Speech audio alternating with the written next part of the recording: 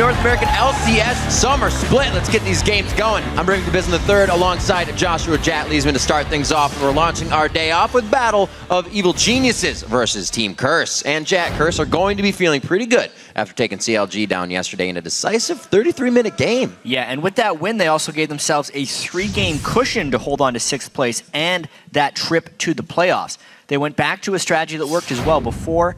Voyboy ran the Tristan in mid again, so double AD carry, and this time they got off to a great start against CLG. Within 15 minutes, they were up 9 kills to 1 and had that 7,000 gold lead.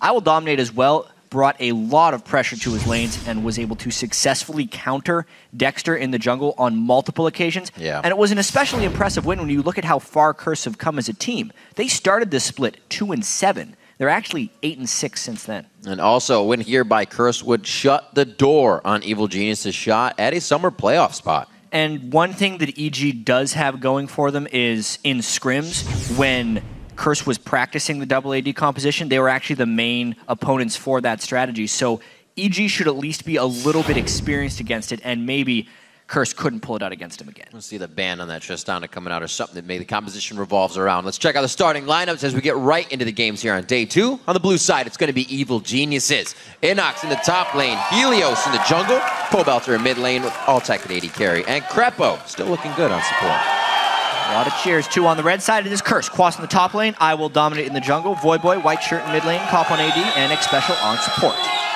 Everybody's showing up quite well from Curse yesterday. We said they're a team that actually has to show up well in every lane for them to get going, not just the one-game all-star. And we said Dominate helped to get that move going. He was able to take effective Dexter's Rengar jungle. But we'll see if Rengar's not in this one, he'll have an easier time before 6 on the opposing side. So he might not get the counters he wants. Yeah, I Will Dominate's game on Eve was really impressive. It was. Rengar's not your strongest pre-6 jungler, and Dominate definitely took advantage of that fact. But most importantly, they were able to play intelligently after they got their lead. Sometimes Curse gets themselves into a bad spot once they get a bit of what they want, and then taking a little too much is what puts them behind. Yesterday, they were able to remedy that. We'll see if they can carry that playstyle into today. Quick bands going towards the mid lane. There's actually going to be that blue side cast ban. See if they can get something else out from Curse's bands here. There's the Trist. There's the laugh from Voyboy. Pobelter on a stretch. Don't have to deal with that. Thank you. Some safety in the mid lane. Everything so far besides that Nidalee pointed at the mid lane. Yeah. And Morgana as well. It's been Crepo's favorite. Yeah. Tried and true. This is almost daring EG to pick Braum, though. So much of Braum being kept in check is the fact that people play Morgana against it. They banned Morg, one of Crepo's best supports. They're telling him to pick Braum, otherwise X Special will pick it on the next go-round. But that leaves a lot of stuff up. You know, if they pick Braum, that means Quas gets Lulu, something they dominate with. They're putting EG in a bit of a pickle here. Who do they give it to? Pobelter's been known to actually take mid and just blind it, but there's really not a situation that leaves him safe enough like a Kassadin. There's so many options. Yeah. But Gragas and Lulu should theoretically be traded picks. If I'm EG here, I feel like you want to take Braum as long as Crepo's confident. At least to get it away from X Special. I mean, there's still a thresh in the game to be played on that situation. But EG says late game is where we're going to bring the pain. Kog'Maw gets locked in, first pick. Hard to argue with that when you consider the huge performances Inox has had, or sorry, Altec has had on Kog'Maw. They had that really quick and decisive win over CLG where he was 6-1-1. Yeah. Making quick work of early kills and definitely carrying it out of lane. Decisive pick, Dominate right onto that Evelynn. It's been working well for him the past few games. This would be 3 in a row if he decides to lock it in, or 4 in a row, I should say, if he decides to lock it in. Special looking at Braum. The Braum makes sense. If you're looking at what Curse has been doing lately, you would think they'd pick Lulu instead of Eve because they're giving EG a chance to take Lulu now, who is also fantastic at protecting Kog'Maw. Yeah, good point. And while it's possible that Helios would take Eve away from them, he has not really played it lately. Oh well. He's got a lot of options. The Elise stays up. His Nunu is up for protection and speed on that Kog'Maw if they do want to go for it. They're also looking to put a support behind him right now. So they're kind of deciding what comp they want. They only have an 80 carry at this point that goes late game. Shields are going to be necessary. There's one. There's right now overall, there's two. Perfect. Yeah, the Lulu steal away, and then Thresh, because that's really the next best support for fighting against Braum. Everyone wants Cop to do Varus. He did pretty well on it when he does play it. True. He does pretty well. True. Yeah. His Corki yesterday was actually pretty strong. I think that champion really fits his play style. And I'm very curious to see what Voyboy defaults back to with Trist gone. He has had some success on Orianna. Of course, there's a lot of stuff banned away right now. Syndra is always an option for Voyboy, even though he generally suffers defeats on that champion. They could do Xerath with the Q's, piercing arrows. Are they going to be the first Shen? No. Voyboy mid-rise. It looks like Quas is going to be the leave out here. 10 seconds on it. They're just trying to play the love of the crowd. No, they lock it in. They do lock it in. It looks like it's going to be Quas's. He's prepping the hands. Right on. Throw some blades. I was trying to ask a lot of the NA LCS pros yesterday, who do you think the first team to break out Shen is going to be? Didn't expect Curse, actually, of all the teams. When in fact, we probably should have thought they would be the first. With the style they play, who they bring to the table, what and when they bring it to the table. Curse has found success deviating from the norm in many situations. Shen is the old norm, but he has been gone from the LCS for so long. Brushing off the dust here. Can do a little sneak attack ganks with Eve and a Shen coming in on her back. Should be some pretty cool plays that they have the potential to orchestrate. It's a subtle submarine. We'll see if they can get it in. Syndra does get picked up for the mid lane. We're seeing what Voyboy decides will be a strong enough pickup here. Still has the Xerath, still has range. We've seen Pobe out there play the opposite end of the Ryze versus Syndra matchup. Voyboy could go with that since it's true. Just get the cloak. Not a super conventional mid laner, more Voyboy's style of being able to run in there and create some havoc and deal some big time damage. Negatrunk, Cloak Rush. Would he really? Would they go ninjas? He's messing with us. The Kinku order. Bring it in. Oh, she's not in the order. That's all right. Yeah. Whoa. Fizz out. Now. Very nice. So, even though Fizz didn't have any changes in the 4.12 patch, he was banned 6 out of the 8 games in Europe, picked 1, and actually was able to win that game. And we were all wondering who the first Fizz player in North America would be, because we haven't, I don't think we've seen Fizz this split. No. I will be able to get corrected. Pick rate 2 out of 93. So he has been seen I'm trying to think. Very infrequently. Shifter? Maybe. High played a game on it. Sure. Yes. Yeah, I can remember it. Just above Dragon. He dove in and died in the situation. Either way, this is a team that really wants to be able to punish Kog'Maw. And if it does end up going late, that Fizz should be rather threatening. This is Curse with a new pick in the top lane for them, a new pick in the mid lane for them, and a lot of diversity coming in. I'm very interested to see how this composition works out, and we're tallying the votes over on LOLesports.com. What we've come up with from your votes is Curse is ahead, 68% to 32 right now. But if things start going south for Curse, you can update your vote by tweeting EG win, or if they don't start going south for Curse, you can keep tweeting the hashtag CRS win, because that'll be the correct choice if they're doing well. And starting off this game, what I was saying I'm interested to see is if they can get, ahead of the game a little bit, Voyboy's not afraid to dive in, and you're going to have a Shen stand united coming in to protect that Fizz that's already on your back line. And I don't think the question of when we're going to see Shen was so much about can he still work. It's more about how long does it take for someone to get used to playing with him again? Because it does require a lot of team coordination to use those Shen ults optimally. And it's one of the big reasons that he was such a standard in competitive play all throughout the 2012 and 2013 seasons. And as well now, if you're EG, how long since they've played against Shen? Being able to calculate when the Shen ult is up. The window, Yeah, the windows. It's really long cooldown, 3 minutes, I believe, at the first rank. But it's going to be a bit of a learning experience. 200 seconds. Also, see how they play it in the early part of the game. Not the easiest person to gank by himself in a lane. Just taunts you under the turret, and he's going to make it a bad, bad day for his pursuers. We'll see where they can go with this first play. Looks like we're going to get a regular standard jungle, if I had to say anything. Dominates on his Eve, so he may go aggressive just after that 3-minute standard start. Yeah, back to the basics in the jungle. Welcome to Summoner's Rift. Back to the even basicer basics in the top lane with Shen. Come on, Cop. He always plays a dodge game right here. Will he get hit? Doesn't matter. Probably not. Playing it safe. It's always him. I don't know why they do that. It's a Curse thing. Leaves it up. I feel like it definitely we can go anywhere. It definitely exposes Curse to a highly organized strategy, which I think if Curse makes it to the playoffs, a team will try to attack this, knowing that Curse does the defensive line with Cop in the middle every game. Right. Fog of War, Morgan, you could get a binding on that. There's something to do to Cop here. Or even just exploiting Curse as a team, because they know they have their AD carry in the mid lane. Yeah. Fish out of water. Just hanging. Looks like they're pushing it a little bit, but I don't think Altec's going to go any farther than just on that bottom side. So easy peasy in the start of the game. Junglers are actually going to end up on the same side here as we start. And I believe we have Cop chatting it up with QC at the moment as we get the start of this game figured out for each other. Actually, Cop has something in his eye. He needs to go quickly, get some water in there. Something's going on. So hopefully he's all right. Maybe a stray contact lens. I've had that before. I don't even know if Cop wears contacts. I always feel bad. I don't have contacts, but that's a scary thing. It's like, oh yeah, my contact rolled in the back of my head. You're like, what?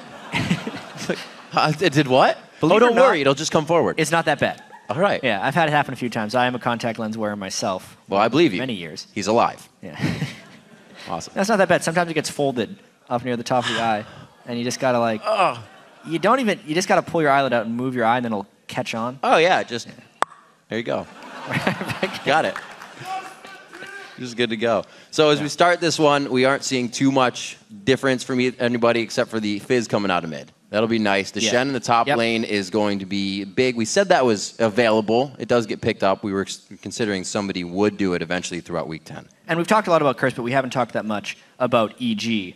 They have obviously been struggling for quite some time. The team they show brief glimpses of hope, but something just isn't right within this team as far as being able to succeed.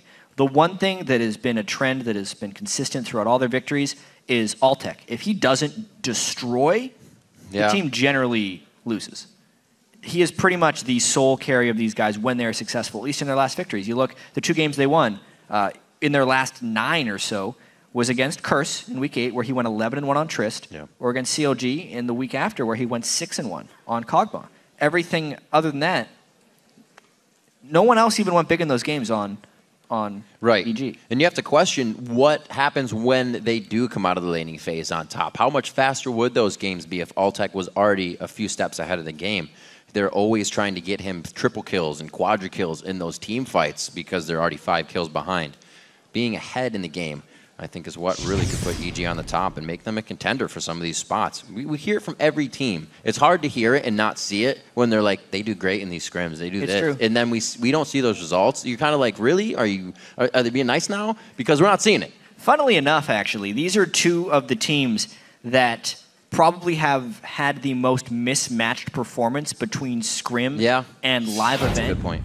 We talk to Crepo all the time, and we do get some updates on how their scrims are going, and pretty much every week they're positive in scrims. They're beating pretty much all the other LCS teams in scrims. Curse is another team that kind of dominates some teams in scrims. And whether that's because the higher tier teams try to experiment on the lower tier teams in scrims with the unconventional strategies, and that's what leads to victories, or if it's just a stage fright scenario or just not being able to play when the pressure's on. There's Cop. And there's something that Curse has actually gotten themselves attuned to as well. They were a team that had some jitters at the beginning of the games. We haven't really seen that on their up and up here.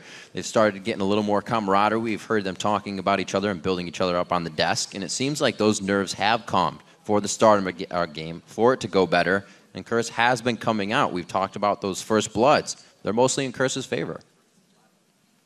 Should be able to get back into this game. It's tough coming back from stuff in your eye.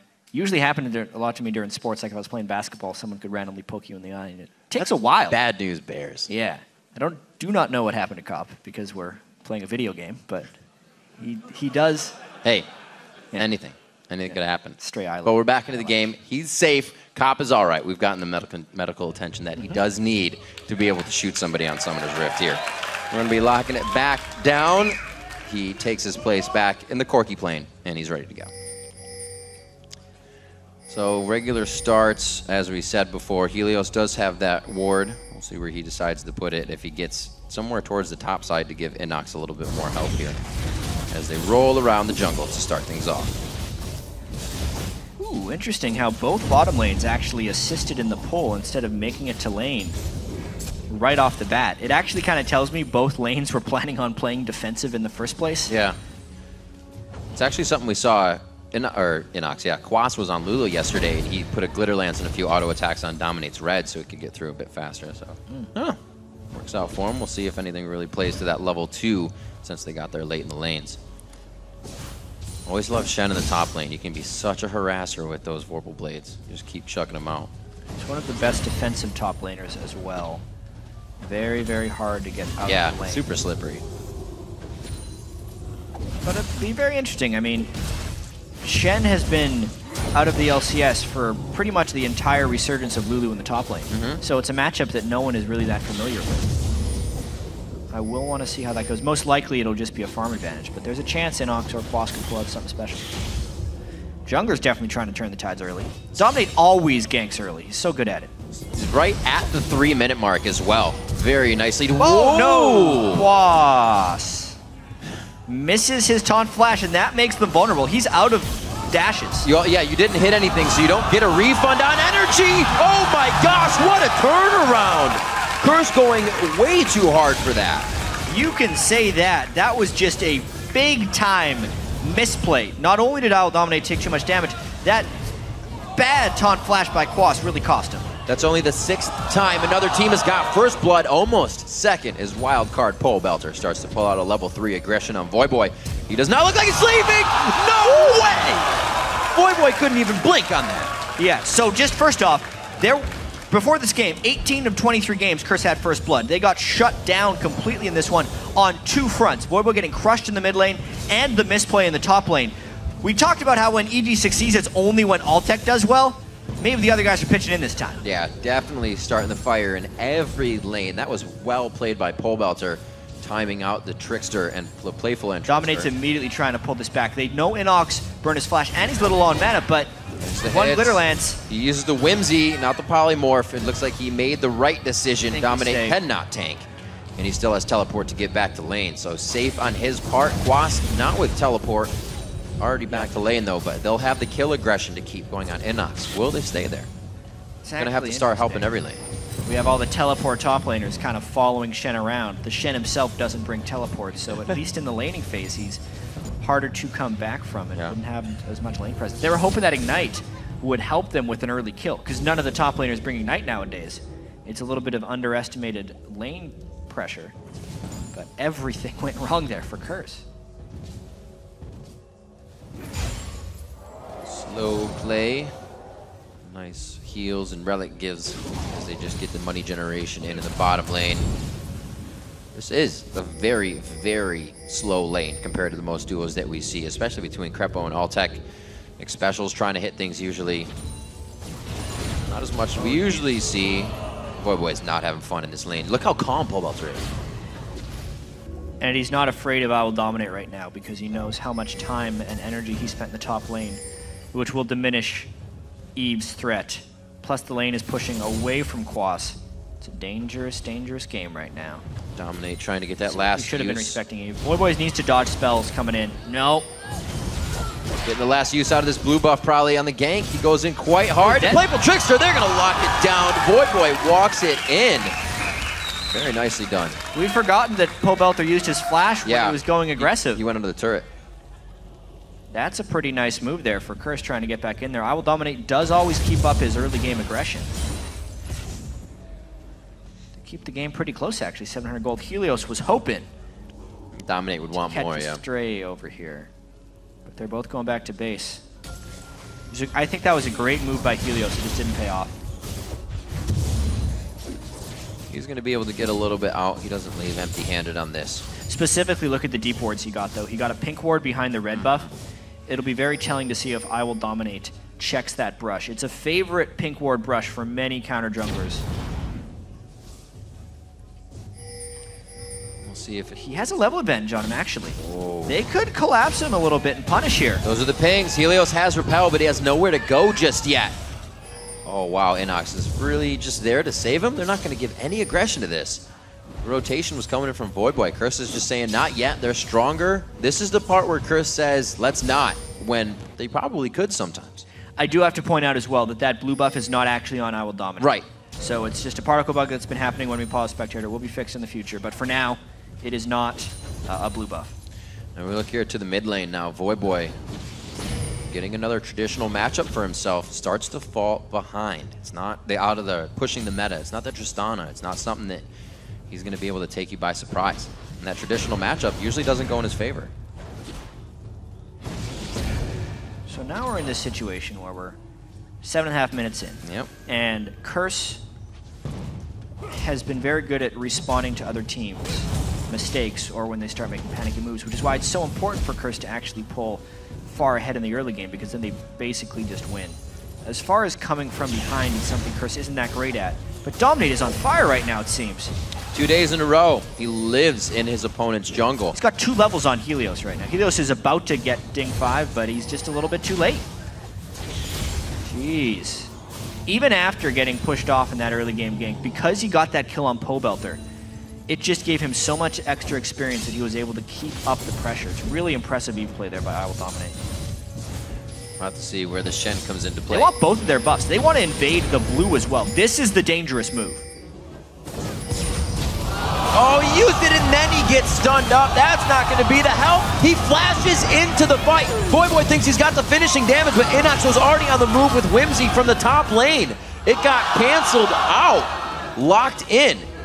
We'll have to see what happened with this. Yeah, there's a question of whether Shen came into the fight. Right. That's exactly what this is, because whether basically, did I Will Dominate die before Shen came in, because that's how it's supposed to cancel. Yes. Or was it the famed Shen bug that he was disabled so long for? That's what this pause is for. We will have to find out. Very interesting. Quas talking with QC here. The fight is showing that Curse continuously wants more in this game. Yeah. We see EG with a gold lead, however, due to these kills recently. Get this panned out. I want to see the replay. Because basically, it's early on enough in the game. It's basically a game-breaking bug, because if that ultimate doesn't go off because of a bug, then they would have to remake the game. But if it's because he was dead, then they just end up playing on. So that's what they're going to be reviewing right now. Little seconds. We'll have to see. Well, it was a very intense fight. The shield definitely procced. And we did see Dominate go down, so there's the chance we'll have to see what happened there. All right, I just received word. Sorry, Riv, I just received word that they reviewed the footage already. Eve died before the Shen ult completed, so no bug. Right on. It was just Shen not making it in. Play will resume shortly. All right. That was a pretty big play, actually, though, as far as EG is considered, because that was Dominate reaching a little bit too far. Right.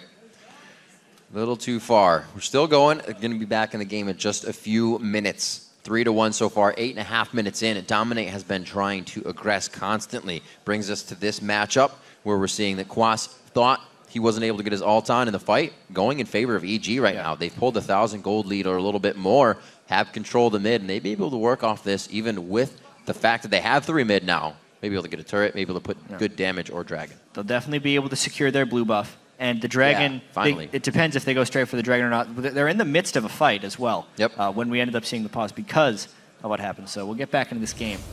All quick like. They chase down Voidboy as well, and it's the dragon that they're going to be going for.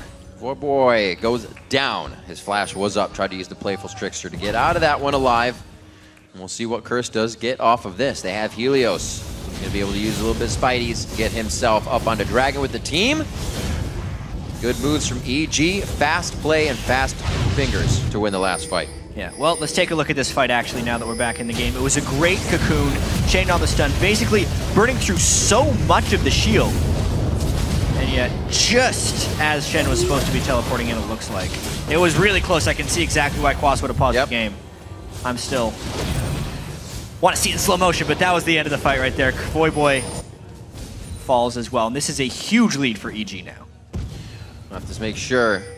That is a situation that could happen, but Quas needs to keep his head in the game. They know it's still straight and narrow here for both teams, and anybody can win this one in the end. 14-5 to 11-7. Dominate trying to be a little bit of a nuisance here in the top side. Double door-ins. Inox doing some damage there with the Glitter Lance. That was a huge chunk of damage onto I Will Dominate. Even with a little bit of magic resistance, Page took that much damage. Special grab, be very careful. Altak's quite low on mana here. He's only going to get one good Bio Arcane timing out, then they'll be pushed up to the turret. Crepo is just trying to give some harass, as EG knows that bit of advantage is something they just need to hold. They don't have the ability to take down a turret super fast right now, so they're just sitting on that gold, make sure they can get the buys in and wait for Curse to make a mistake. And the other team with the Kog'Maw right now, they would love it if Altek could get his Trinity Force and really start bullying this lane. As of now, just that Bio Arcane Barrage has been giving him some nice zoning potential to keep up with Cop's Corki at least. Corki definitely does not make it into the late game as well as Kog'Maw does. Low on mana, looking vulnerable. There's the start of it. Spectral Helios coming in with the damage. Elise, Xpecial tries to jump out to a minion. Inox, teleport! What a ward did they place previously? Xpecial blows to flash. He actually may be able to save himself on this one. Dominate's coming down. Oh, the flash hook from Crepo! Plays indeed. Max range as well. That's the flashy play that Crepo used to make all the time. Really good kill secure right there onto Xpecial. Oh man, Dominate was just about to come and defend as well. Very nicely done. Supports having both flashes down, so it's not like he was really losing much out of that one. You get more safety coming from Crepo in that lane anyways. So 3K gold lead, very nicely done as Quas batters down on this top turret. He's got the wards, he hasn't placed them yet, but that's going to be for the split push once he gets the turret down. Looks like he's going to be staying up top for quite a long time. Blue team's turret has been destroyed. Good thing now the split push game can hopefully recommence. Let's check this one out right here. It was great how they lanterned so that Helios didn't have to burn his cocoon or his repel early on, which is why it seemed like Xpecial was so completely dead. But the ultimate gave him the window to push Helios out of range. That was actually really close of Xpecial getting away. But of course, right at the end there. May as well take the ride just for fun. Because he could. Looking around and looking down at the inventory, so 110 to 68 in that mid lane. Voyboy not having fun. No, Voyboy's really struggling in lane. And both of EG's solo lanes have actually been struggling a fair bit. It's when we think about that last play that ended with Crepo's flash hook on Xpecial, the gold exchange was actually in favor of Curse there because they got the turret for just one kill because Inox teleported down and left his lane exposed. Surprising that Curse came out of that on top. They still have no map control though. Nope, simple ward wins going over the favor of EG, and Helios just placed his pink. And when I see that many pink wards in an inventory, I kind of feel like a team saying, we're changing the pace of the game. Now we have control. We have the ability to protect this gold when we put it on the map. It's a power grab of sorts. They're really just trying to gain as much presence as possible. And Curse's the team is not one that can easily sweep out pink wards, for instance. Voyboy has to be melee range before he goes for any of his pinks on sweepers. No safe assault. True. Whereas you have an Elise on Helios' part, if he ever needs to sweep out a ward, ranged champion, you come for him, he can repel away or stun you. Yeah. Big difference. And still keeping up on the forward wards as well, all the way up to white. You can see Xpecial in the eyes of EG with the vision that they have. Helios calming down, picking up his red before he goes back to giving more farm and kills to his lane buddies. Minute and 20 onto Dragon, so he might go up top real quick and then hover this bottom side of the map. 3,000 gold lead will give EG a nice advantage to start this Dragon off with. And it may be Curse's last chance to pull back in the game. Dominate has been so aggressive this game and just barely missed out on a couple plays. He may be getting subdued fairly quickly here because Curse doesn't want to keep falling behind. 3,000 gold at 14 minutes is pretty large as far as deficits go. And the chances of a comeback are becoming slimmer and slimmer.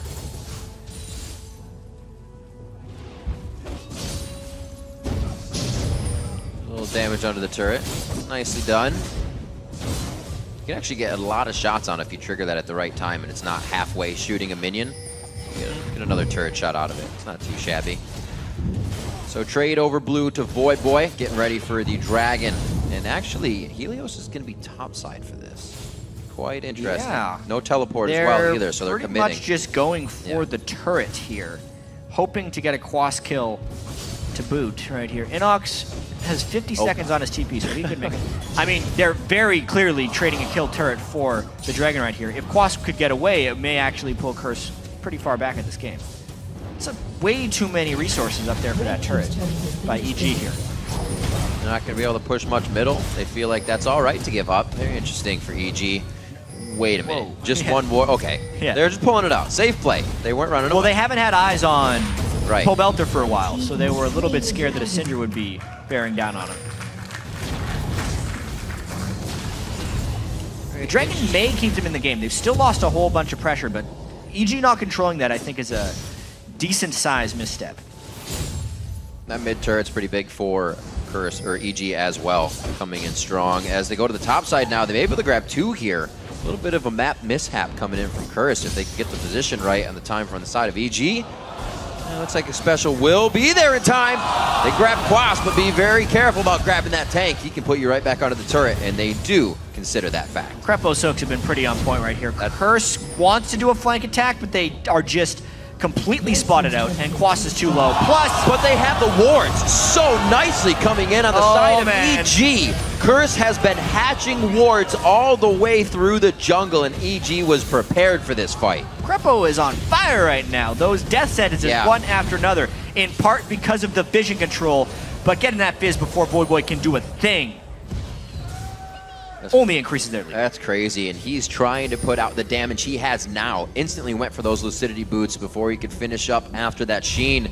It's getting to be a stretch here for Curse in this one. The gold lead now about 5,000, 7-1.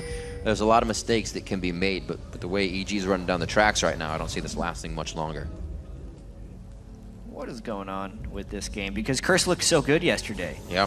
And EG has been struggling for so much of the year. It's just like they can't hit the right stride in every game, but when they do, they look absolutely lethal. It's like EG's win against Dignitas, or, well, never mind. EG's win against COG last week, or even their last win against Curse, where they beat them pretty handily. But when they had the game against Dignitas, that's what I was going for. EG lost 0 kills to 13. Right. Oh man, what a flash by Alltech. One more. Oh, he's level 10. One more level. He would have had the raid. Who's there? Who's there? It's Krepo again. Oh, go figure. Pobelter got to save his flash too, because the Lantern took him over the wall. Wow, EG running amok right now. They pretty much own everything. And Helios himself can pretty much hold mid, 3v1. He's just hanging out. Hey guys. I do gotta say, I am happy when the 8th place team in the league can make plays like this. Yeah. Because these are such nice plays that we're seeing. I really do think the quality of play overall has improved substantially from last year. But EG continuing to push in the bottom lane. That was awesome. Krepo could have thrown that hook. They could have grabbed him, but they have this top lane. They're not tunneling on things they don't need to do. Very nicely played, and they're going to go ahead and clear wards on the way out, grabbing up a little extra gold and shutting down Curse's vision even more. We're 18 minutes into the game, and Curse is about to lose their last second tier. Yep. There's not much they can do to get back right now unless they catch a really fantastic team fight. But Void Boy doesn't even have his Lich Bane. Whereas the EG Soul Laners are working on their death caps after their Athenes are done. Still piling pink wards into their inventories as they go back. Such a gold lead that they have right now. Triforce probably sitting on a lot of money for Alltech, actually. Nope, he's not. I'm a liar. He bought that scepter, so he's actually staying safe in these fights. See what he decides to go with that instead of attacking a bit or stacking a bit of attack speed. Coming up on 20 minutes. We haven't seen much of this guy in the fights just yet. We had one attempt, but the fights haven't been on Curse's terms. No. So it's not the quickest communication to a Shen, something you haven't played with in a long time, to get the fight back in your favor. maybe the split push will be something they can get themselves back in the game with, because the head-on game not working for Curse. The craziest thing about this one from EG is it's a complete victory for them thus far. It's not just Altec and Crepo making plays the whole time. Obviously, Crepo's made a ton of plays, but Inox in the top lane, Helios with his ward control and presence in the jungle, Belter with his solo kill on Voyboy, it's all working in consort together. Crepo needs friends. Whoa! There's the friend! Whoa! Double flay!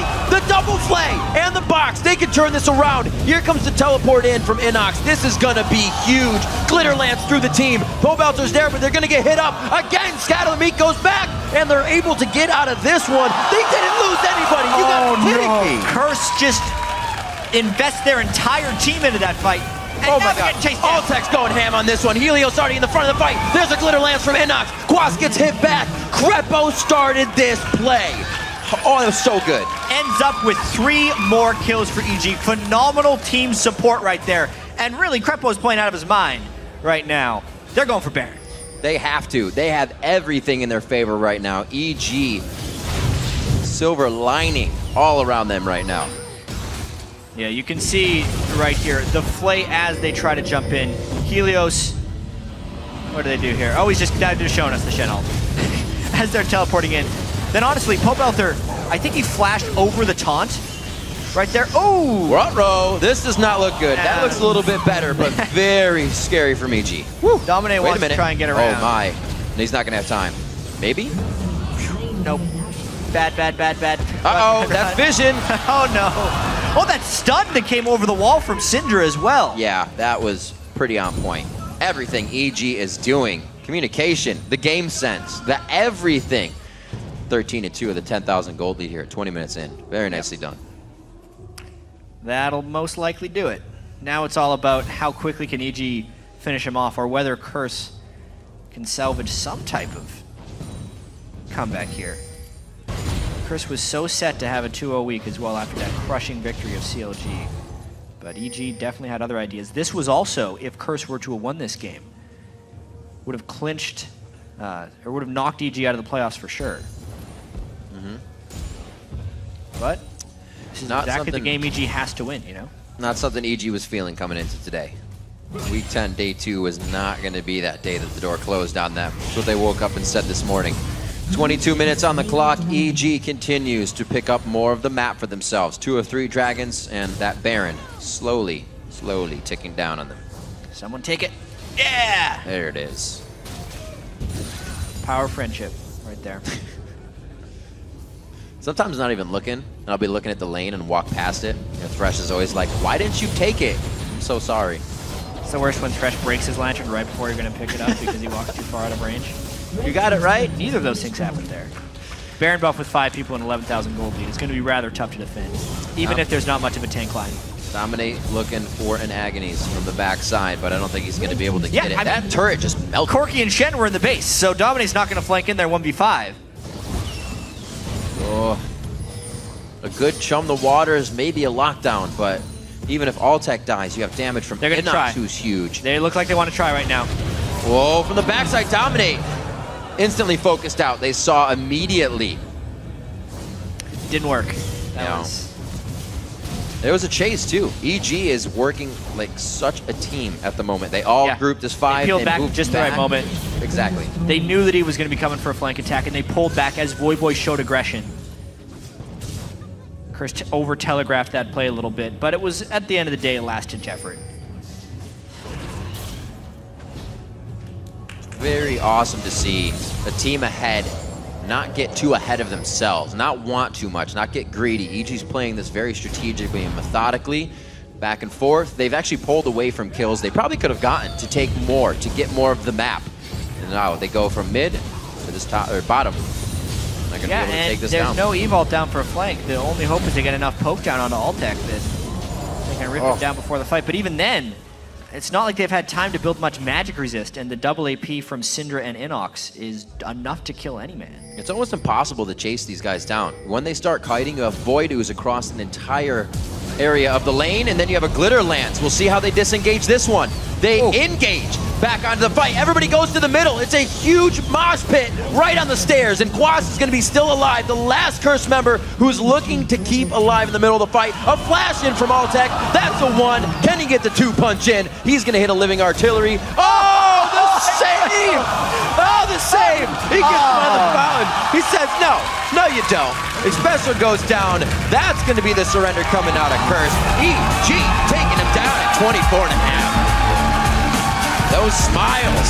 What a game. Don't get to see them often, but when we do, they are bright and shiny. Just from start to finish, from top to bottom of their roster, they've played fantastically. Why can't EG do this every game is going to be the question they need to ask themselves. And if they can find some form of consistency, they could make a run for it, because they get the first blood on Quas, and I will dominate really easily. Pobelter solos his lane. And that's not even the strongest performers necessarily, which would be Altec and Crepo making plays the whole game. Every single person on EG was on point this game. Really coming out strong. The map pressure in the beginning. Helios coming out with early pinks to make sure top side of the map was covered. And it seemed like they gave no worry to the Shen. They played around him. They played their game. It seemed like they just went right for him, you know? I Will Dominate was trying to gank for Quas a lot. Yeah. And Helios and Inox were very ready for it, not suffering a single death up in that top lane jungle.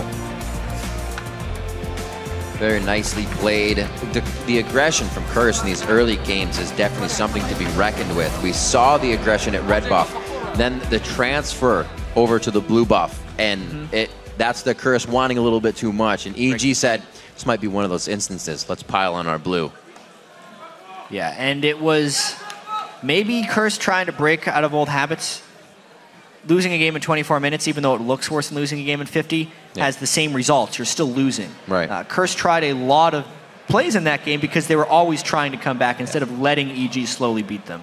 I think that's a trend we're going to be seeing more and more, because teams realize that those 45-minute games very rarely turn around in their favor. Now, the story is for EG, can they hold this? Is it something they continue to go through? Because that was actually a pretty standard, great composition. The Kog'Maw was the first pick. I think they did throw Curse for a loop there. The last Fizz pick probably wasn't on the agenda for this game today. I know. We look at the pick ban. Obviously, Curse was trying to pull out a new thing, which is what they've had success with. You can't really fault them there. But what you can fault them for is picking the Eve before the Lulu, knowing that Inox is great on it, knowing how strong Quas has been. They tunneled really hard and saying, we're going to surprise them with Shen, when they could have just beat them with Lulu, potentially. Right. And that was one small part of, I think, Curse's downfall in this game. It's so easy to kind of see what the result that they were thinking, though, with the way the Tristana works, how it takes so many people off guard, but everything crumbles differently. So let's throw it down to Kobe, who's on the winner's side. I am on the winner's side, and that would mean we're interviewing Crepo here. Very good game for your whole team. Now, you did tweet out this morning something about dying. Was it in reference to Curse, or is it in reference to upcoming playoffs? Yeah, we said do or die. A little bit both, because Curse's motto is curse or die, and well, Curse died. So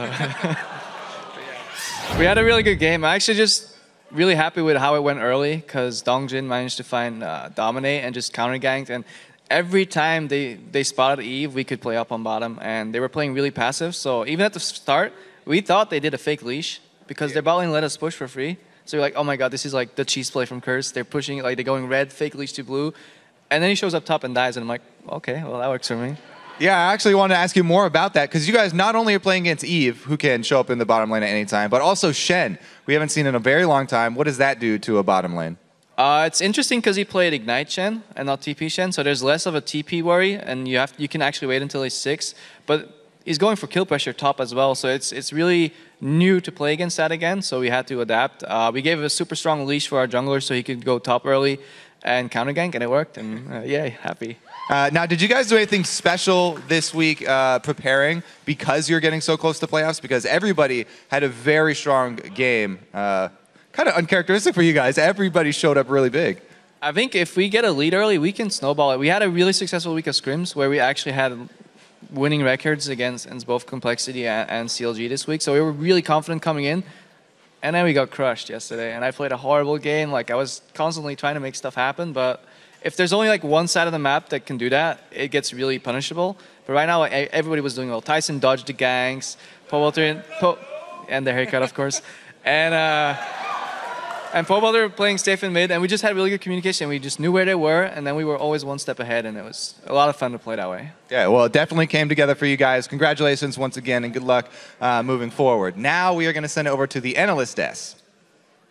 Thanks, Kobe. A commanding win by Evil Geniuses there to keep their playoff hopes alive. Now, something that both Jat and Kobe touched on as well. Yeah. All of those members of EG individually stepped up huge this game. Why haven't we seen this EG earlier in the split? It's hard to say. I feel like you have to ask them for their own opinions. Some people just don't do well in high pressure. And the majority of that lineup's been playing competitively for a long time, but for whatever reason, sometimes things will just break apart in an actual game on the stage. For whatever reason, it just happens. I just feel like something breaks down. Like, I'm not them. I can't tell you, but something clearly breaks down when they get on the stage. If they keep playing like that, they are a really good team. Yeah, I can't tell you either, but we did see little glimpses of this back when they played CLG and ended the game in about 27, 28 minutes. They know how to close games out, but they don't know how to always get that lead in the early game and then snowball it from there. That was a very, very well-played game all across all lanes. Huge props to EG for that. Hope we see more. Yeah, well, that's fair. So let's jump into Champions like that and talk about the picks before we go into that dominating performance. So, Freak, talk to me about these new picks that we saw Curse come out with. So basically, this is Curse getting, I think, what they believe, and actually I believe as well, were ideal lanes. I think Fizz is good against Syndra. I think they believe Shen's going to do well against Lulu. Dominates Evelynn is awesome, and they banned Morgana and got to pick Braum in the first round. Like, all these things should spell lane wins. The problem for Curse is Dominate, I thought, actually played really well despite having 6 deaths this game. I thought he was making really, really smart moves. But the bot lane somehow crumbled, and Voyboy died mid. Like, pretty much for free, and that is a really, really bad mistake that sets them back.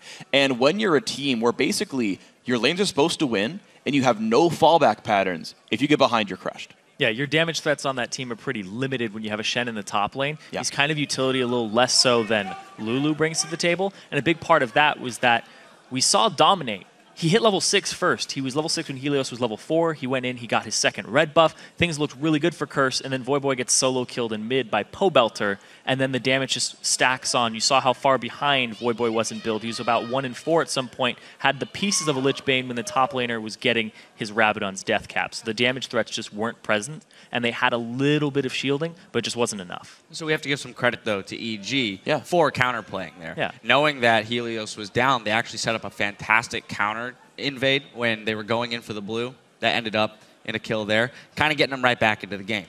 So with EG having this, with their dominating performance across the lanes, let's talk about how they progressed through the mid game and just, closed out that win nice and easy.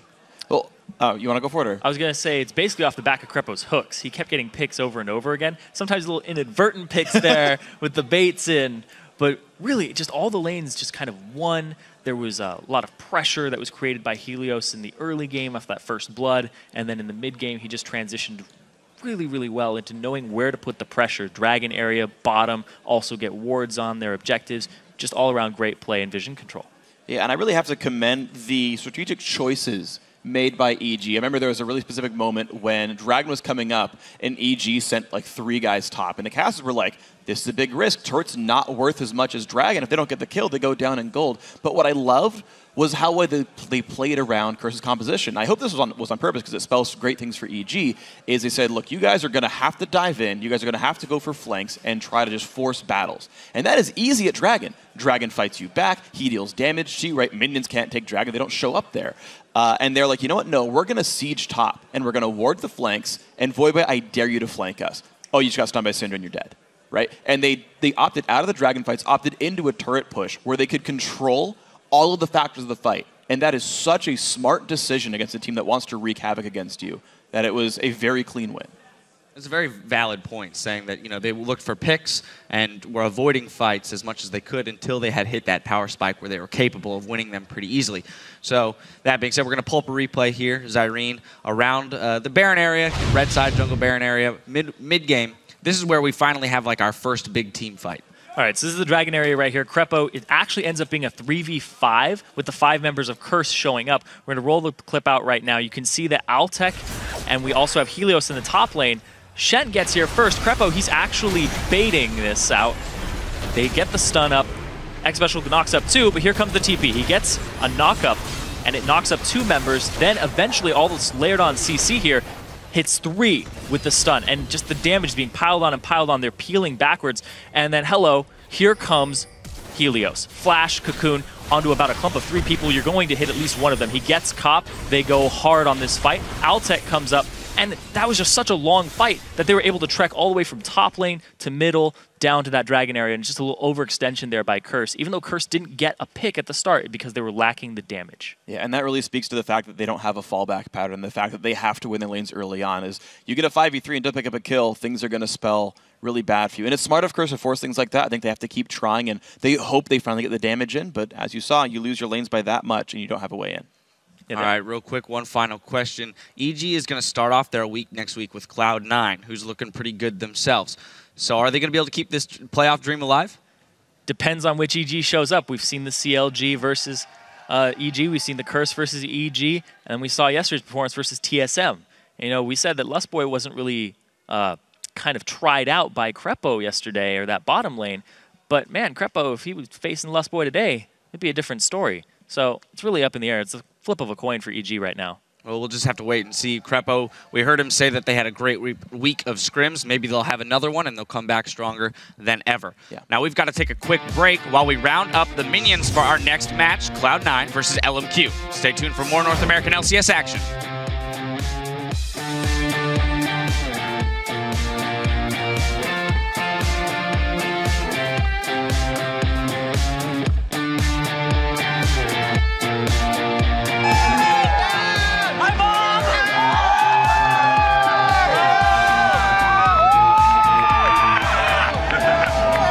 Able to save himself on this one. Dominate's coming down.